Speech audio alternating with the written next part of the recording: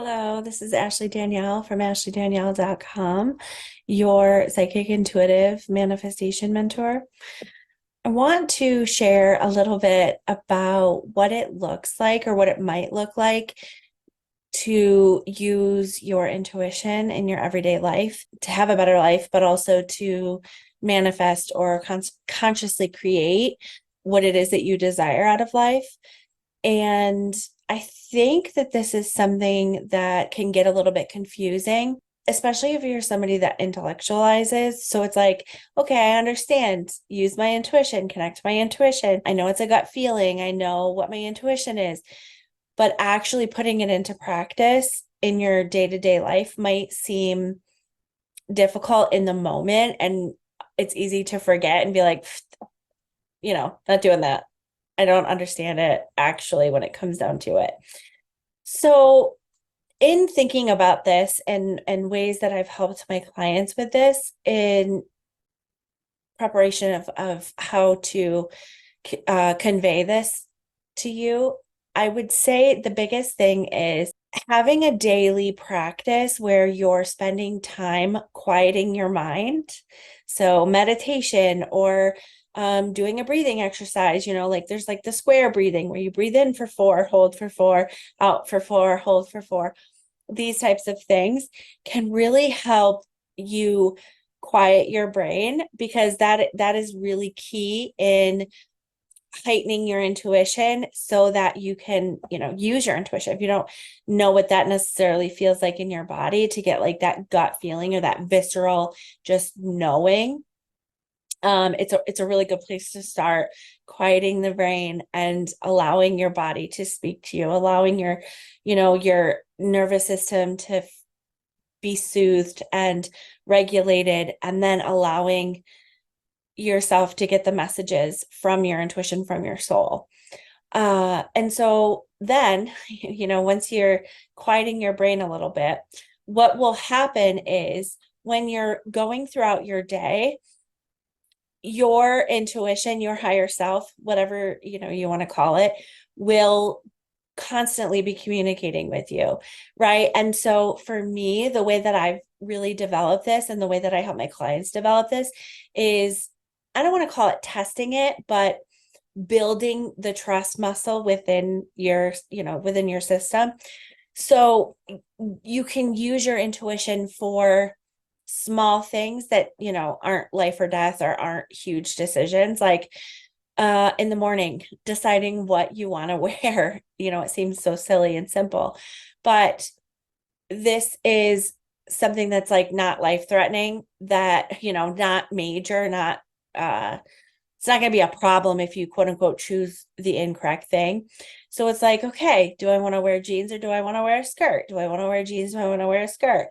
So the way that I do this, or the way that I would do this if I was just starting out, is I would close my eyes, take a few deep breaths, and I would say to myself, I want to wear jeans. And I would feel how my body reacts. And it's like instantly I'm like, right? Like when it's a yes for me, I get this like sense of peace. It could be a sense of excitement. I get this sense of like, yes.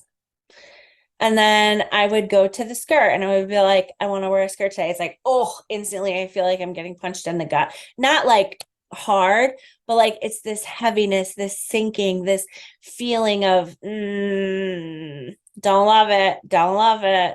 Right. And so when you practice doing it with food, with vitamins, with, any little decision that you're making, or that, because we make so many decisions in a day.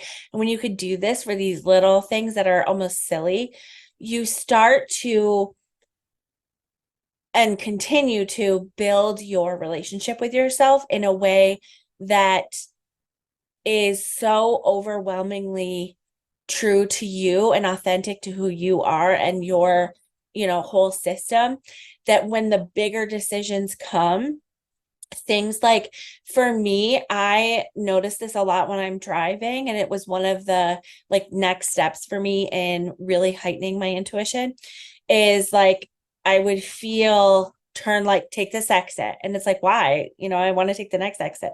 It's like, take this exit. Okay, so I take the exit and nothing happens. And you could look at that and be like, that was stupid. Your intuition, your inner GPS was like fucking with you. And it's like, no, you don't know, right? Like, you don't know what you were saved from. Maybe there was a cop up ahead and you would have gotten a ticket. Maybe, you would have gotten into an accident. Who knows, right? And so I played around with that. I would hear, like, take this exit, and then I would be like, okay, I'm not going to take the exit because I want to see what happens, right? And almost always there's a cop there. That's what it is for me. um and so it's like doing these things daily throughout your day really truly helps you learn to trust yourself and trust your intuition. And it's almost like, for me, I feel like the sensations get stronger and stronger to a point where it's like instantly I'm making decisions, and I have like a really deep trust with myself. And um it's key, right? Like, it's key for survival, but it's also key for thriving, like, to really be choosing the things that you desire and having them come in. The biggest point that I want to make is when you can use your intuition in this way, in these small ways every day and leading up to bigger ways, there's going to be things where if you were to logically make the decision, it would not make any sense, right? Like, your intuition and quote unquote logic can be so far apart that they're actually opposites, where it's like, there. So when I say they, it's like my guides, pop in and give me information and help me channel what needs to be said. So anyways, what they are showing me is, it's almost like,